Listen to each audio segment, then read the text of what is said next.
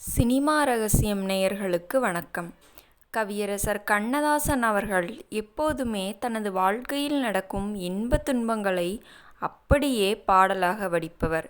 அவர் மகிழ்ச்சியாக இருந்தால் காதல் ரசம் சொட்டும். அவர் துயரத்தில் இருந்தால் உலகத் தத்துவங்கள் பிறக்கும். அப்படி ஒரு முறை அவர் அரசியலில் ஒரு மிகப்பெரிய தோல்வியை சந்தித்த போது அந்த விரக்தியின் உச்சத்தில் இருந்த கவிஞர் தனது மன அழுத்தத்தை தணிக்க ஒரு பாடலை எழுதினார். அந்த பாடல்தான் இன்று வரை பலரது வாழ்வின் யதார்த்தத்தை பேசிக்கொண்டிருக்கும் ஒரு காவியம். அது எந்த பாடல்? அதற்கு நடிகர் சந்திரபாபு எப்படி உயிர் கொடுத்தார்? அந்த உருக்கமான பின்னணி கதையைத்தான் இன்று நாம் பார்க்க போகிறோம். வீடியோவை முழுமையாக பாருங்கள். மறக்காமல் நமது சேனலை சப்ஸ்கிரைப் செய்யுங்கள். கண்ணதாசன் அவர்கள் அரசியலில் மிகவும் ஆர்வம் கொண்டவர் என்பது நமக்கு தெரியும். ஒரு முறை அவர் தேர்தலில் போட்டியிட்டு பெரும் தோல்வியை தழுவினார். மக்கள் தனக்கு வாக்களிக்கவில்லையே என்ற ஆதங்கமும் தான் நேசித்த அரசியலில் ஏற்பட்ட சரிவும் அவரை நிலைகுலைய வைத்தது. அப்போதும் கூட்டத்தோடு இருக்கும் கவிஞர் அந்த தோல்விக்குப் பிறகு தனிமையில் வாடினார்.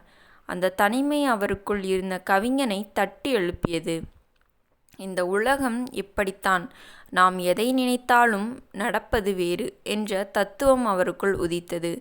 அந்த சமயத்தில்தான் கவலையில்லாத மனிதன் என்ற படத்திற்காக பாடல் எழுதும் வாய்ப்பு வந்தது. தோல்வியின் பிடியில் இருந்த கண்ணதாசன் தனது பேனாவை எடுத்தார். அவர் எழுதிய அந்த முதல் வரி இன்றும் நம்மை உறைய வைக்கும். பிறக்கும்போதும் அழுகின்றாய், இறக்கும்போதும் அழுகின்றாய், ஒரு நாளாவது சிரிக்கக்கூடாதா? வாழ்க்கையின் 2 துருவங்களையும் ஒரே வரியில் அடக்கினார் கவிஞர். தேர்தலில் தோற்றால் என்ன? இந்த உலகத்தில் எதுவுமே நிரந்தரமில்லை என்ற உண்மையை அந்த பாடல் வரிகளில் கொட்டி தீர்த்தார். இந்த பாடலின் ஒவ்வொரு வரியும் கண்ணதாசன் தனது தோல்வியிலிருந்து கற்றுக்கொண்ட பாடங்கள் என்றே சொல்லலாம். இந்த பாடலை பாடவும் நடிக்கவும் பொருத்தமான ஆள் ஜேபி என்று அன்போடு அழைக்கப்படும் சந்திரபாபுதான் என்று முடிவு செய்யப்பட்டது. சந்திரபாபுவின் நிஜ வாழ்க்கையும் ஒரு போராட்டமான வாழ்க்கைதான். அதனால் அந்த வழியை அவரால் முழுமையாக உணர முடிந்தது. திரையில் அந்த பாடலை பாடும்போது சந்திரபாபுவின் முகத்தில் தெரியும் அந்த சிரிப்பும் சோகமும் கலந்த பாவனைகள் இன்றும் ஒரு பாடமாக இருக்கிறது.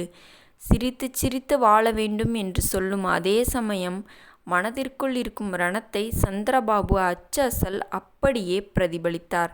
கண்ணதாசனின் வரிகளுக்கு சந்திரபாபுவை விட சிறந்த ஒரு நடிகர் கிடைக்கவே முடியாது என்று அந்த பாடல் நிரூபித்தது.